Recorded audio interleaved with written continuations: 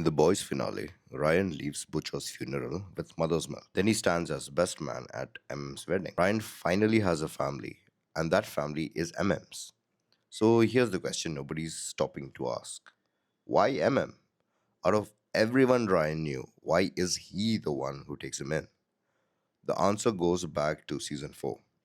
And there's a layer to it that's one of the most poetic moments in the entire show. In a previous season, Butcher, knowing he's dying, almost begs MM to take care of Ryan if anything happens to him.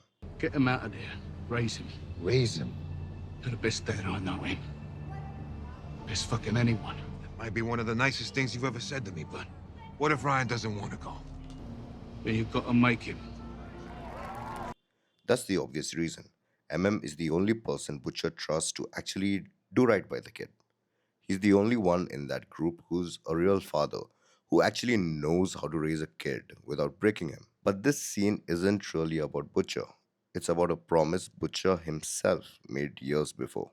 In the season 2 finale, Becca is bleeding out after Ryan accidentally killed her with his laser eyes. Her last act on this earth is making Butcher promise to take care of Ryan and to make sure he never becomes Homelander. You promised me you keep him safe. That's the original ask. Becca to Butcher. Every single thing Butcher does with Ryan from that moment forward, all the failed adoption attempts, the violence, the manipulation, the rare moments of actual care, all of it Butcher trying to keep a promise he probably knew he couldn't keep alone. So when Butcher's dying, he passes the promise to MM. Not because MM is convenient, because MM is the only one who can finish what Becca asked for. The only one who can raise Ryan without turning him into another Homelander. And here's the part that the show doesn't underline, but it's there if you're paying attention. The reason MM hates soups in the first place is because Soldier Boy killed his grandfather. Soldier Boy threw a car in Harlem decades ago, missed his target, and killed three of MM's relatives, including his grandfather.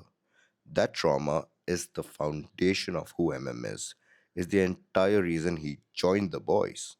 So think about what's happening in that final montage. MM, who lost his grandfather to a soup, ends the show raising another soup's grandson.